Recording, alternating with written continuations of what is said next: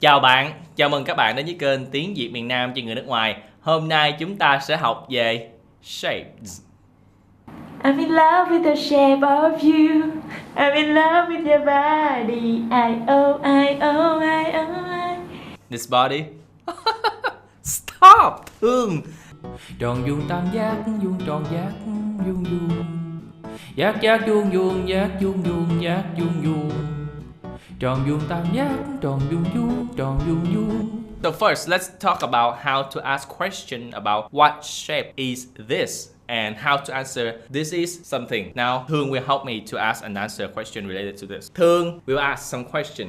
Okay. Thầy Phi ơi, cái này hình gì? Đây là hình vuông. Hình vuông. Okay. Cái ổ cứng này hình gì? Cái ổ cứng này hình chữ nhật. Hình chữ nhật. Cái điện thoại này hình gì? Cái điện thoại này hình chữ nhật. Ừ. Cái nắp này hình gì vậy thầy Phi? Cái nắp này là hình tròn. Cái này hình gì? Hình tròn. Hình tròn. Ok. Cái này hình gì? Tờ giấy này là hình tam giác. Hình tam giác. Đúng rồi. Do you see a little thing here? The heart shape. Hình trái tim. Hình trái tim. Okay, so those are the two things I want to tell you. How to ask about the shape, how to answer what shape is it. So that's some shape. In Vietnamese, if you learn just 3 shapes, vuông, tròn, tam giác, you can sing most of the Vietnamese songs. Because right now there are many covers using these 3 shapes. I will teach you how to sing songs just by using the 3 shapes.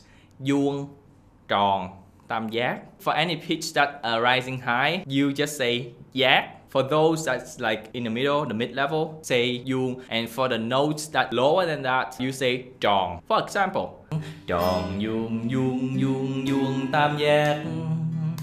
Tròn tam giác vuông vuông tròn. Tam giác vuông ô vuông tròn tròn tròn. Giác vuông vuông vuông tròn tròn.